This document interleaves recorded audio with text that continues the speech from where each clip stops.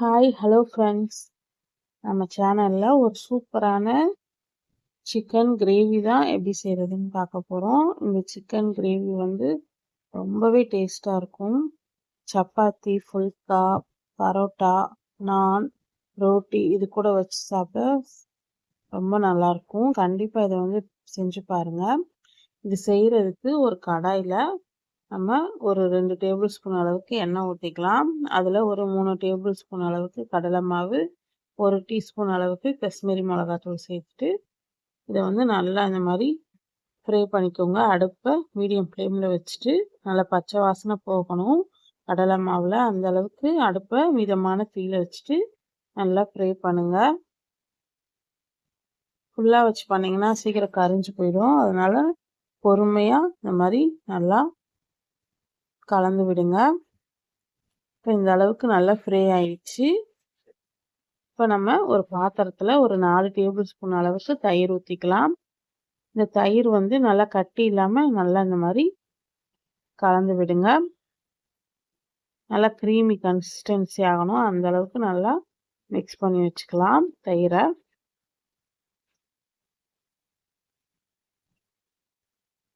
இப்போ தயிரும் நல்லா அந்த மாதிரி கலந்தாச்சு.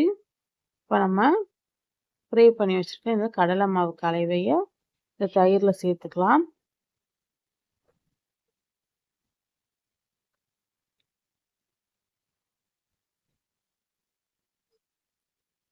சேர்த்துட்டு இதுக்கு ஒரு மசாலா பொருள் போடணும். அதுக்கு 1.5 டீஸ்பூன் அளவுக்கு தனியாத்தூள், 1/2 டீஸ்பூன் மஞ்சள் தூள், அப்புறம் கரம் மசாலா 1 டீஸ்பூன், அப்புறம் கொஞ்சமாக 1 டேபிள் ஸ்பூன் அளவுக்கு கசூரி மேத்தியை இந்த மாதிரி க்ரஷ் பண்ணி சேர்த்துக்கோங்க.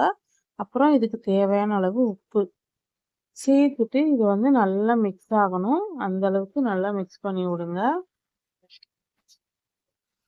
உங்களுக்கு ரொம்ப ட்ரை ஆகுற மாதிரி இருந்துச்சுன்னா கொஞ்சமாக லைட்டாக தண்ணி ஊற்றிட்டு நல்லா மிக்ஸ் பண்ணிக்கோங்க. நம்ம இது சிக்கன் தான் இல்லைன்னு இல்லை, மஷ்ரூமில் செய்யலாம், பன்னீரில் செய்யலாம், நம்ம விருப்பம். இப்போ நல்லா இந்த அளவுக்கு கலந்து எடுத்தாச்சு.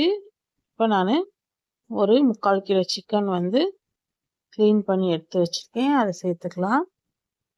சேர்த்துட்டு இந்த கிரேவி இந்த சிக்கன் கூட நல்லா மிக்ஸ் ஆகணும். அந்த அளவுக்கு நல்லா மிக்ஸ் பண்ணி விடுங்க.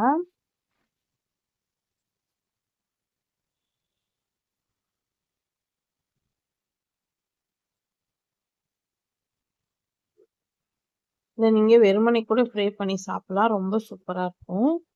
இப்போ இது நல்லா மிக்ஸ் பண்ணியாச்சு. ஒரு மிக்ஸி ஜாரில் ஒரு 3 தக்காளி, மீடியம் சைஸ் தக்காளி 3 தக்காளி எடுத்திருக்கேன். அப்புறம் ஒரு 10 முந்திரி சேர்த்துட்டு நல்லா அரைச்சி எடுத்துக்கலாம் நைஸாக.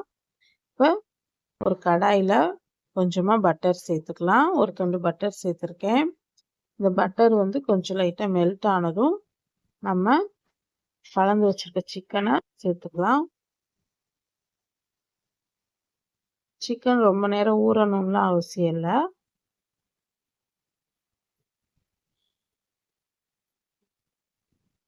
இப்போ சிக்கன் சேர்த்துட்டு இந்த சிக்கனை நம்ம ஃப்ரை பண்ணி எடுத்துக்கலாம். இந்த பட்டரோட இந்த சிக்கனை ஃப்ரை பண்ணும்போது நல்ல வாசனையாக இருக்கும்.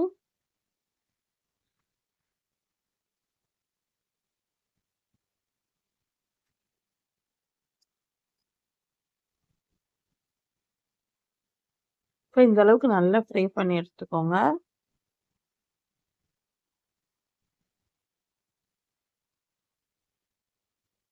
இந்த சிக்கனை நீங்கள் வெறுமனே சாப்பிட்டா கூட ரொம்ப சூப்பராக இருக்கும். இந்த ரெசிபி கண்டிப்பாக ட்ரை பண்ணி பாருங்கள். நல்லா க்ரீமியாக நல்லா ரிச்சாக இருக்கும் சாப்பிட்றதுக்கு.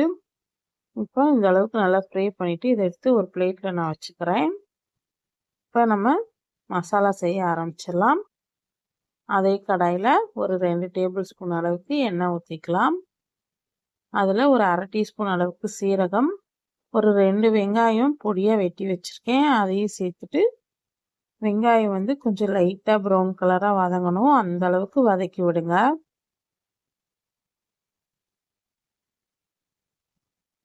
வெங்காயம் லைட்டாக இந்த மாதிரி வதங்கி வந்திருக்கு. இதில் 1 டேபிள் ஸ்பூன் அளவுக்கு இஞ்சி பூண்டு பேஸ்ட்டு, இதோட பச்சை வாசனை போகிற அளவுக்கு நல்லா வதக்கிக்கலாம்.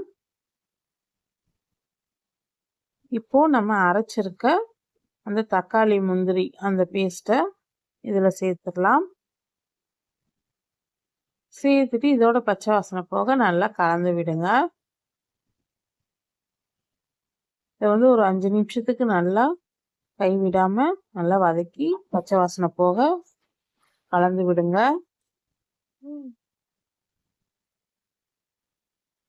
இப்போ இதுக்கு காரத்துக்கு 1 டீஸ்பூன் மிளகாத்தூள், அப்புறம் தேவையான அளவு உப்பு சேர்த்துக்கலாம். சேர்த்துட்டு நல்லா கலந்து விட்டுட்டு நம்ம மிக்ஸி ஜார் கழுவி அந்த தண்ணியும் சேர்த்துக்கலாம். இந்த தண்ணி சேர்க்கறது நீங்கள் சுடுதண்ணியாக சேர்த்துக்கோங்க. இப்போ நல்லா கலந்தாச்சு. இப்போ நான் சுடுதண்ணி இன்னும் ஒரு 2 கப் அளவுக்கு சுடுதண்ணி சேர்த்துக்கிறேன். நமக்கு கிரேவி வந்து இன்னும் கொஞ்சம் கொதிச்சு வரும்போது ரொம்ப திக்காயிடும். அதனால ஒரு 2 கப் அளவுக்கு சுடுதண்ணி சேர்த்துட்டு நல்லா கலந்துக்கலாம்.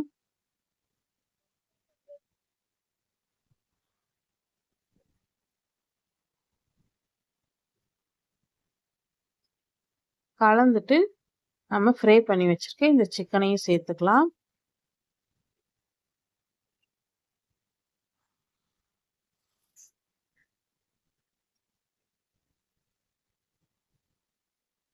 இப்போ இந்த கிரேவி கூட இந்த சிக்கனை நல்லா இந்த மாதிரி மிக்ஸ் பண்ணி விடுங்க.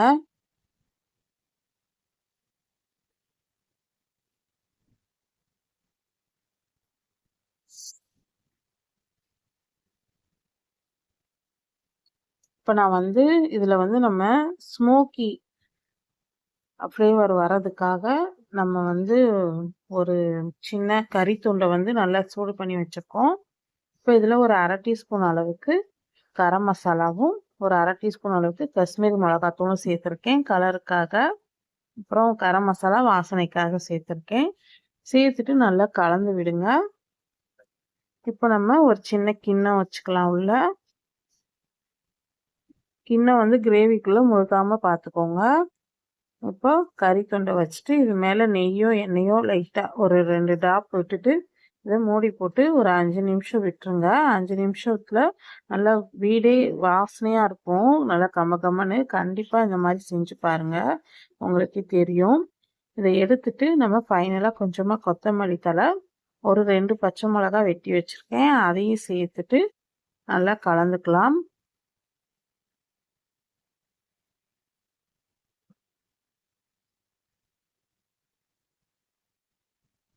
இது நல்லா ரெஸ்டாரண்ட் ஸ்டைலில் சூப்பராக இருக்கும்.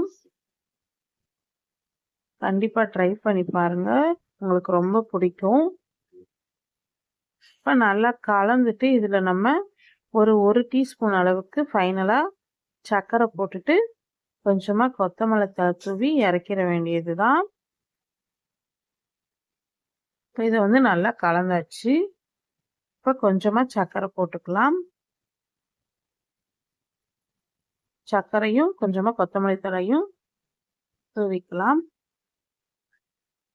தூவிட்டு நல்லா சூடாக ரோட்டி, நான், பரோட்டா, சப்பாத்தி இது எல்லாத்துக்கூடையுமே சர்வ் பண்ணுங்கள். ரொம்ப அருமையாக இருக்கும். நான் போடுற ரெசிபீஸ்லாம் உங்களுக்கு பிடிச்சிருந்தா லைக் பண்ணுங்கள், கமெண்ட் பண்ணுங்கள். மறக்காமல் உங்கள் ஃப்ரெண்ட்ஸ் அண்ட் ஃபேமிலிக்கு ஷேர் பண்ணுங்கள். இந்த நம்ம சேனலை சப்ஸ்கிரைப் பண்ணி பெல் ஐக்கானை கிளிக் பண்ணுங்கள்.